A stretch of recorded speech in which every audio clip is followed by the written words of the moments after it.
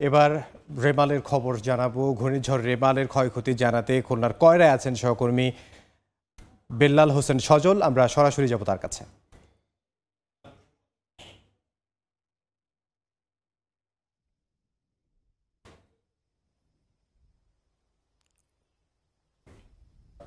দেশের প্রতিটি প্রাকৃতিক দুর্যোগেই কিন্তু এই সুন্দরবন তার বুক পেতে এই উপকূলবাসীদেরকেই কিন্তু রক্ষা করে, কিন্তু এই ঘূর্ণিঝড়ের পরে কিন্তু আমরা দেখে যাই যে এই সুন্দরবনে কিন্তু বিভিন্ন ক্ষত চিহ্ন সেটি কিন্তু পড়ে থাকে। আমরা এসেছি সুন্দরবনের করমজলে এবং এখানে এসে কিন্তু আমরা দেখেছি বিভিন্ন গাছ কিন্তু একেবারে ভেঙে হেলে পড়েছে। এছাড়া সুন্দরবনে যে বন কর্তৃপক্ষ রয়েছে তারা যেটি বলছে যে এখন পর্যন্ত কিন্তু সুন্দরবনের বিভিন্ন অঞ্চল থেকে প্রায় 39টি হরিণের যে মৃতদেহ সেটি কিন্তু উদ্ধার করা হয়েছে। এছাড়া অন্য যে বন্যপ্রাণী প্রায় আরো 2-3টি বন্যপ্রাণীও কিন্তু উদ্ধার করা হয়েছে এবং এখন পর্যন্ত 17টি হরিণকে জীবিত উদ্ধার করে তাদের কিন্তু আবার নিরাপদ স্থানে ছেড়ে দেওয়া হয়েছে এবং তারা যেটি বলছেন এই ঘূর্ণিঝড়ের কারণে তাদের প্রায় 70টি জেটির মতন ক্ষতিগ্রস্ত হয়েছে। তাছাড়া 25টি যে টহল ফাঁড়ি রয়েছে সেগুলো একেবারেই ভেঙে বিধ্বস্ত হয়েছে। তাছাড়া তারা যেটি বলছেন এখানকার যে বন্য যারা প্রাণী রয়েছে এবং এই বনকর্মী রয়েছে তাদের যে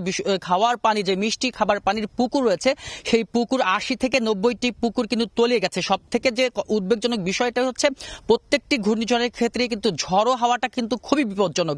সেই ঝড়ো হাওয়া কিন্তু এই সুন্দরবনের উপর দিয়ে বয়ে গেছে এবং আমরা দেখেছি বিভিন্ন বন্যপ্রাণী কিন্তু আমাদের দেখে এই জায়গাটিতে এসেছে এবং তারা হয়তোবা ভাবছে যে আমরা তাদেরকে খাবার এগিয়ে দিব কিনা, সেই বিষয়টি সব মিলিয়ে কিন্তু এই সুন্দরবনের যে ঘূর্ণিঝড়ের পরে বিধ্বস্ত অবস্থা তাদের ক্ষতচিহ্ন কিন্তু রয়ে গেছে। এই ছিল আমার কাছে সুন্দরবনের করমজল থেকে ঘূর্ণিঝড় রেমালের ক্ষতিগ্রস্ত সর্বশেষ সংবাদ।